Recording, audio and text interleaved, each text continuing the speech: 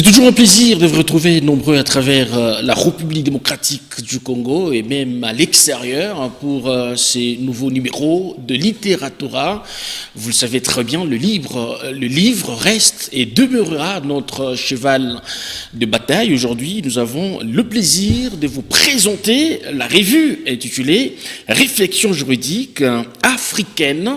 Ici, nous allons beaucoup plus nous apaisantir sur une intervention parce que c'est une revue rédigée par plusieurs personnes. Aujourd'hui, la partie qui nous intéresse, c'est l'intitulé La tierce opposition en droit judiciaire congolais, rédigé par maître Hubert Kalukanda. Il est avocat au Katanga et à la Cour africaine des droits de l'homme et de peuple. À qui nous disons bonjour et bienvenue. Bonjour, monsieur le journaliste. Vous allez bien? Tout va bien par la grâce de Dieu, oui. Merci bien, content de vous recevoir pour vendre votre apport dans la revue, je venais de le dire, Réflexion juridique africaine. Qu'est-ce qui a motivé d'abord la constitution de cette équipe afin de nous pondre ces genres de réflexions centrées dans les domaines juridiques? Merci beaucoup pour la pertinence de votre préoccupation. Ici, pour répondre très directement par rapport à votre question, ici de signaler aussi que le constat est réel du fait qu'aujourd'hui, beaucoup d'intellectuels n'écrivent plus et ce n'est pas qu'il manque de réflexion à pondre, mais c'est justement par manque d'espace pour s'exprimer. C'est dans ce cadre-là que nous avions mis, depuis le 10 janvier 2023, allez-y comprendre directement que c'est depuis l'année passée, que nous avons mis en place une maison d'édition qui porte mon nom, édition Hubert Kalukanda. Et nous avons mis en place également une revue juridique qui s'appelle Réflexion juridique africaine, comme vous l'avez mentionné dès l'entame de cette émission. Et cette revue compte à ce jour 15 professeurs comme membres du conseil scientifique et 14 membres du comité de rédaction.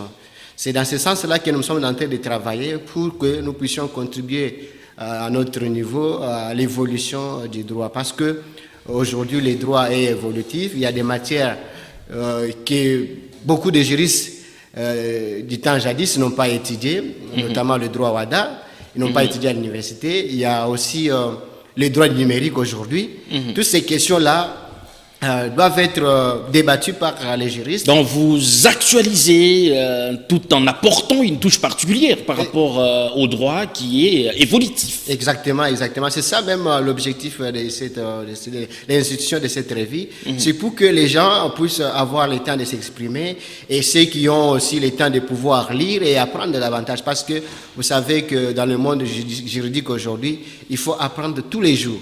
C'est dans ce contexte-là que nous avons mis en place cette revue pour notamment contribuer à l'évolution de notre droit. Alors, comment se fait la répartition de thématiques que vous abordez dans cette revue? C'est en solo ou la répartition de tâches selon la spécificité de chacun?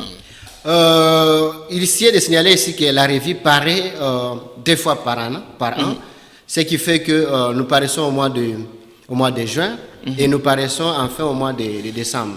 Alors, les communications, généralement, nous lançons un appel à contribution et les gens qui ont des sujets, qui ont des réflexions qui cadrent avec le thème général, soumettent leurs tests qui passent par le comité de rédaction qui évalue est-ce que ces tests peuvent être envoyés au comité scientifique pour évaluation ou non. Et une fois nous avons le quitus du comité de rédaction, le test sera envoyé directement à 3 évaluateurs sous l'anonymat pour que les évaluateurs qui sont la majorité des professeurs d'université et qui évaluent les tests, après avoir évalué les tests, ils nous retournent le test corrigé avec les observations et nous, à notre niveau, au niveau du comité de rédaction, nous renvoyons le test à l'auteur pour pouvoir intégrer des observations s'il échec, parce qu'il demeure l'auteur de sa réflexion, il a la possibilité de pouvoir accepter les observations ou pas, mais nous tenons plus par rapport à la qualité. Et il va de soi que l'auteur qui reçoit les observations des évaluateurs est en principe obligé de pouvoir intégrer les observations parce que la crédibilité de la revue en dépend. Alors, êtes-vous consommé suffisamment selon vos attentes? Nous sommes très consommés au pays et même en international.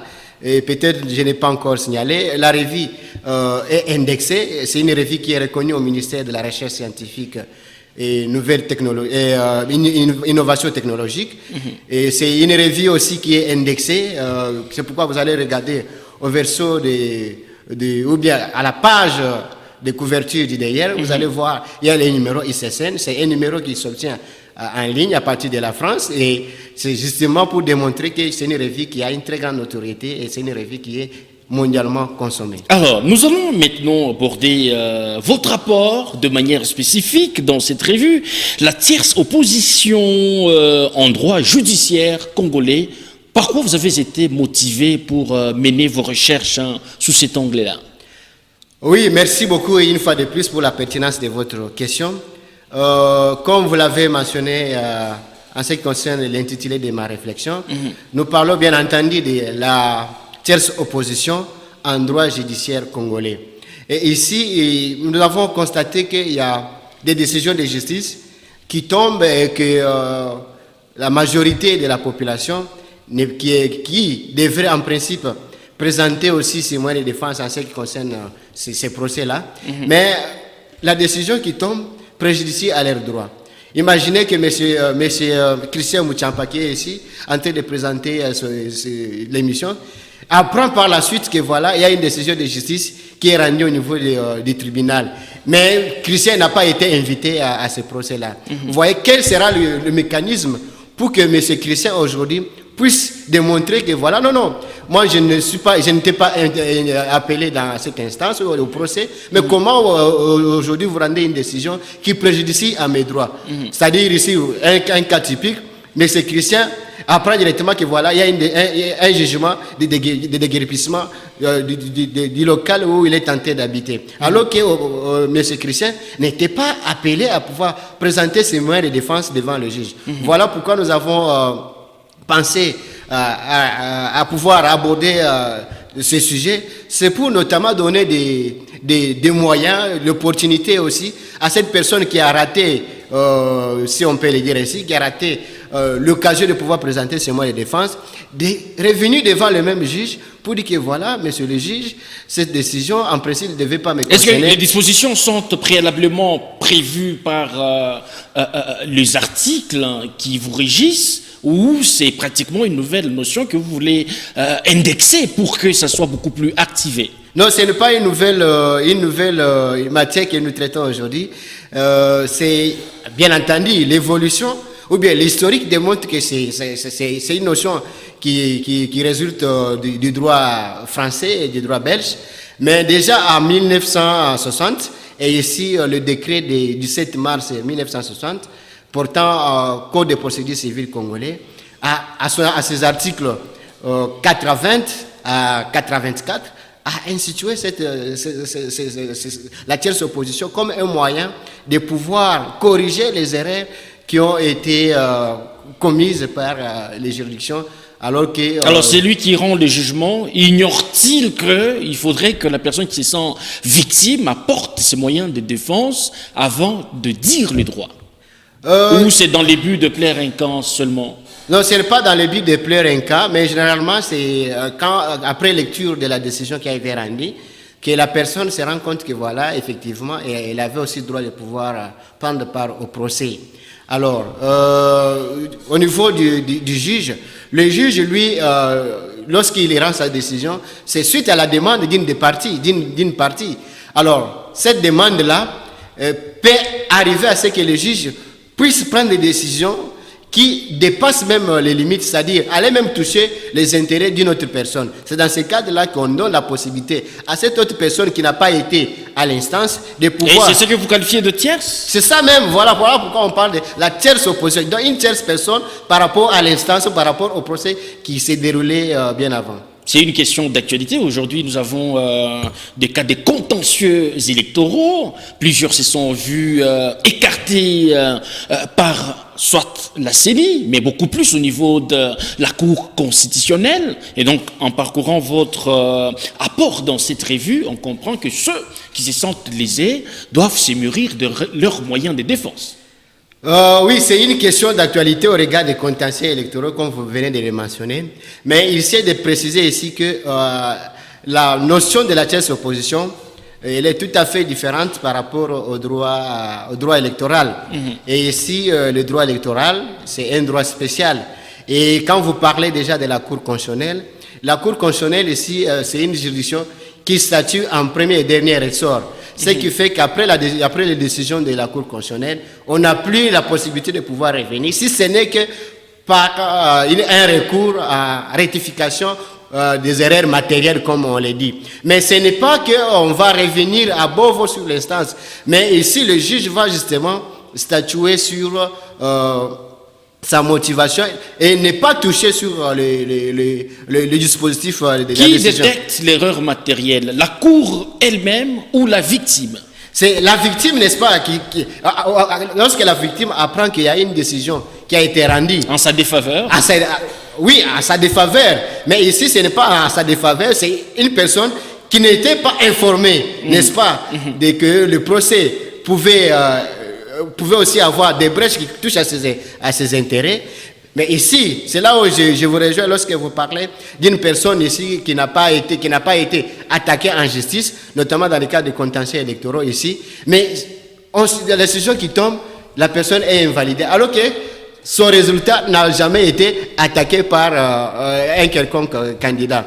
Alors, dans ce cadre-là, il y a toujours possibilité de revenir. Ce sont même là les erreurs matérielles qu'on voudrait signaler. Il y a la possibilité pour cette personne qui a été victime, n'est-ce pas, suite à cette décision, de pouvoir saisir le juge, que voilà, monsieur le juge, la décision que vous avez rendue, c'est une décision qui touche à mes intérêts. Et d'ailleurs, pour votre information, je n'ai pas été cité, je n'ai pas été appelé au procès au motif que voilà, ma candidature ou bien mon résultat puisse être annulé. Mais par surprise, j'apprends que vous avez invalidé ma candidature. C'est ça même les erreurs au niveau, comme on nous parlait à ce jour aussi des contentieux électoraux, on donne la possibilité à ces gens-là de pouvoir notamment amener le juge à trancher les litiges comme il se doit, c'est-à-dire ne pas toucher les intérêts des personnes qui n'ont pas été appelées préalablement. Alors, s'il faut revenir par rapport à votre apport, vous parlez de gens qui n'ont pas été saisis par rapport à une démarche au niveau de la justice, mais par surprise, ces gens-là apprennent que le jugement est déjà rendu et à cette catégorie de personnes, vous faites voir que la démarche peut être déclenchée, mais qui peut se saisir de cette démarche? La victime, ou il doit aussi avoir un caucus, par exemple, d'animateur en justice pour obtenir gain de cause. Et en principe, ici, la personne qui a été victime de cette décision-là, rendue en sa défaveur, a effectivement la possibilité de saisir le juge et le juge pour qu'il puisse corriger ses erreurs. Et ici, c'est cette personne-là qui doit saisir le juge. Et le juge, à son niveau, de pouvoir examiner la motivation de sa décision. Mais ici, ce que je voudrais aussi préciser, c'est que c'est une matière de droit commun. C'est une matière de droit commun, alors que le contentieux électoraux, ce sont des matières de droit spécial. Et comme vous le savez, les matières spéciales dérogent aux règles de droit commun. Alors ici, il s'avère qu'il faut saisir le juge qui a rendu une décision en défaveur d'une personne qui n'a pas été appelée au procès. Là, on parle ici, notamment pour le cas des contentieux électoraux, des recours à rectification des erreurs matérielles. Alors que si nous étions devant les juridictions... Est-ce que ça s'est fait aisément ici, chez nous, en RDC, quand quelqu'un se sent lésé ou n'a pas été saisi d'une quelconque démarche au niveau de la justice? Est-ce que ces genres d'opérations dont vous parlez dans votre article se déroulent sans beaucoup de couacs? Oui, ça se déroule. Mais en principe, d'ailleurs, on le dit que c'est un moyen c'est une voie de recours extraordinaire. Mais sa spécialité est que c'est un recours qui est introduit devant la juridiction qui a rendu la décision. Or, comme vous le savez, en droit congolais, nous avons deux voies de recours. Il y a des voies de recours ordinaires, il y a des voies de recours extraordinaires. Et en ce qui concerne les voies de recours ordinaires, c'est-à-dire quand vous avez, c'est pour les parties qui ont saisi les juridictions de droit commun ici, par exemple le tribunal de grande instance, et qui a rendu une décision de justice, et cette personne a la possibilité d'interjecter un recours qui peut être l'appel ou la tierce opposition. Et l'on parle de l'appel lorsque toutes les parties ont été entendues contradictoirement. Et l'on parle de la tierce opposition, excusez-moi, de l'opposition, lorsque cette partie a été notifiée que voilà, l'audience va se passer à telle date, où vous êtes intéressé, mais cette personne-là a fait défaut de venir comparaître devant les juges, et cette personne-là a introduit un recours qu'on appelle l'opposition. Et c'est devant la même juridiction qui a rendu la décision. Alors, en ce qui concerne l'appel, c'est-à-dire les parties, la partie qui se combatte interjecte le recours au niveau du degré d'appel pour que la cause puisse être réexaminée à nouveau ou à Beauvau, et à ce que le juge aussi puisse les départager. Mais lorsqu'on échoue au niveau du degré d'appel, cette partie-là, à supposer que c'est la même partie qui a encore perdu le procès au degré d'appel, cette partie a la possibilité de pouvoir saisir la juridiction supérieure, la Cour de cassation, en pourvoi en cassation. Vous voyez un peu? Et le pourvoi en cassation, allez-y comprendre directement que c'est une voie de recours extraordinaire. Et parmi les voies de recours extraordinaires, on parle aussi de la tierce opposition, on parle aussi de la requête civile. Alors, maintenant, la requête civile, la spécificité de la requête de la tierce opposition, allais-je dire, c'est ici, c'est une voie de recours extraordinaire, mais qui n'est pas à interjeter devant la juridiction supérieure, c'est-à-dire devant la Cour de cassation, mais devant la juridiction qui a rendu la décision au degré d'appel, par exemple. Vous voyez un peu ça?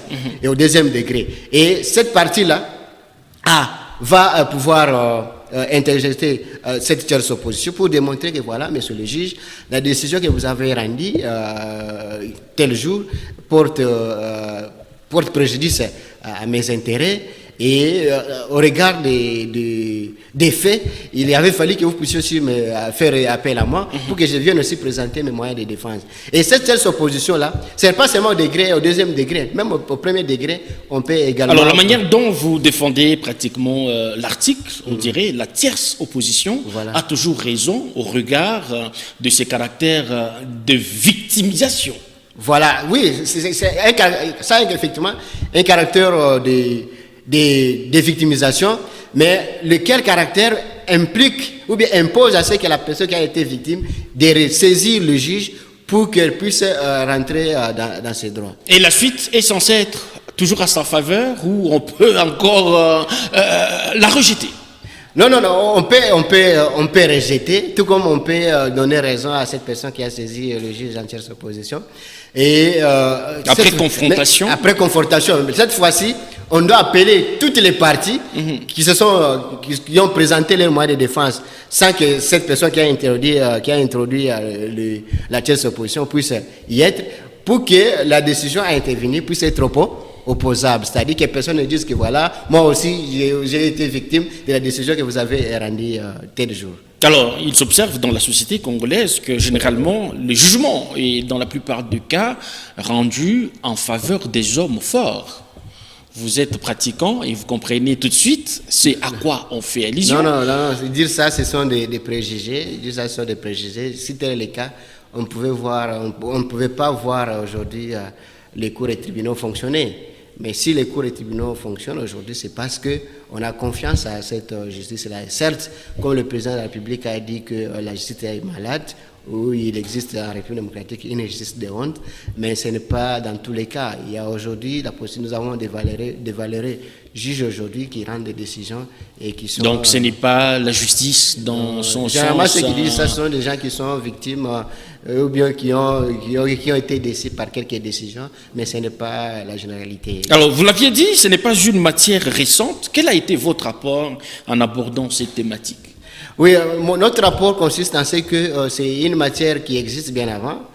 Mais cette matière est méconnue par la population. Nous avons voulu réfléchir dans ce sens pour qu'on ravive la mémoire de la population, de dire que voilà, vous avez la possibilité de pouvoir saisir les juges lorsque vos intérêts ont été touchés par une décision de justice, mais également donner la possibilité aux juges de dire que voilà, lorsque vous êtes saisi en matière de la tierce, en matière de tierce opposition, vous avez obligation de pouvoir rendre la décision et pour que la justice puisse être équitable dans la société. Et il y a des conditions à remplir pour peut-être saisir la justice en contestation d'un jugement rendu sans que la personne n'y soit saisie préalablement. Oui, il y a des conditions. Ici, parmi les conditions, on dit que voilà, il faut que la décision qui a été rendue puisse porter préjudice à vos droits. Ça, c'est la première condition. Il faut n'avoir pas été à l'instance, c'est-à-dire au procès, n'avoir pas eu l'occasion de présenter ses moyens de défense. On parle également que voilà, cette décision puisse toucher à vos droits et à vos intérêts. Donc c'est parmi les conditions qu'on exige à ce que la personne qui voudrait introduire le recours ou saisir le juge en tierce opposition puisse notamment réunir toutes ces conditions-là. Alors, est-ce que vous avez un public cible, en pendant ou pratiquement mettant sur pied votre contribution dans la revue Réflexion juridique africaine? Avez-vous un public spécifique que vous visez à votre niveau? Oui, nous avons un public ici. Le premier public, c'est la population, parce que la décision est rendue pour qu'elle puisse être exécutée. Mais l'on se rend compte que la décision touche aux droits des tierces personnes, et cette tierce personne qui est dans la population est intéressée de pouvoir revenir. Donc ici, on dirait vous adressez dans la plupart des cas aux victimes ou aux prochaines victimes. Ou aux prochaines victimes, et aussi aux juristes, aux étudiants en droit, parce que ça fait partie aussi des notions qu'on apprend à l'université pour qu'ils puissent quand même connaître toutes ces procédures ici. Et y a-t-il de stratégies pratiques que vous serez appropriées pour la vulgarisation de votre apport, un apport pas de moindre au sein de la société congolaise? Oui, les mécanismes ou bien la possibilité de pouvoir faire connaître nos réflexions. C'est pourquoi ici je voudrais profiter de cette occasion pour vous remercier, parce que déjà tenir une émission pour promouvoir les réflexions comme ça fait déjà partie de la promotion. Et aussi signaler aussi que nous avons un site internet. La revue a un site internet où nous, après un moment donné, nous allons mettre le test en accès libre pour donner la possibilité aux gens qui sont à distance dans le monde entier de pouvoir télécharger le document et lire sans problème. Et aussi, c'est non seulement en version électronique, mais aussi en format papier. Vous avez devant vous tout un corpus là. C'est une revue en dur. Oui, voilà. Justement pour que les gens qui sont intéressés par cette matière, de pouvoir s'en procurer et aller présenter leurs moyens de défense avec un support palpable, sans qu'on puisse vous dire que voilà ce que vous alléguez, ça n'existe plus, c'est écrit dans quel support. On risque même de vous dire que voilà ce que vous dites, c'est écrit par un journaliste, parce qu'on sait que voilà, c'est une matière qui concerne les juristes.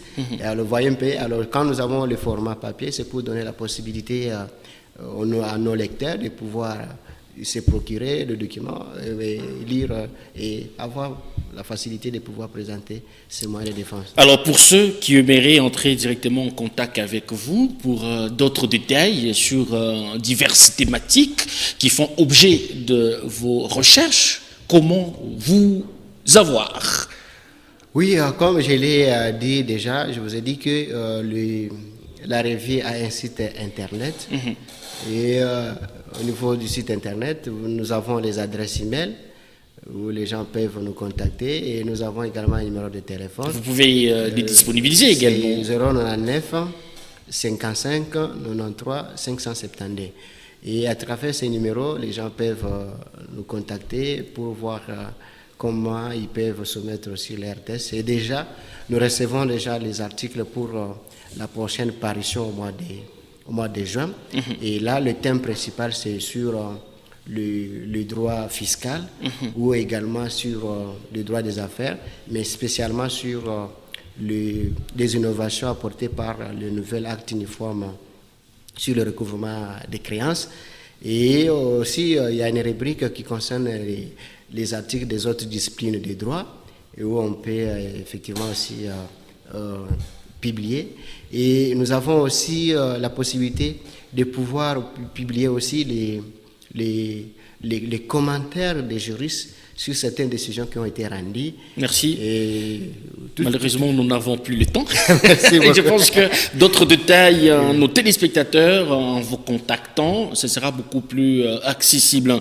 Maître Hubert Kalukanda, nous vous disons merci d'avoir répondu à notre C'est moi qui invitation. vous remercie une fois de plus, M. Christian.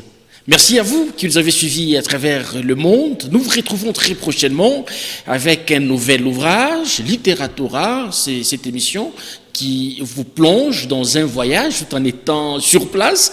Merci de nous avoir suivis. Nous vous retrouvons très prochainement avec la même détermination. D'ici là, portez-vous bien et à très vite.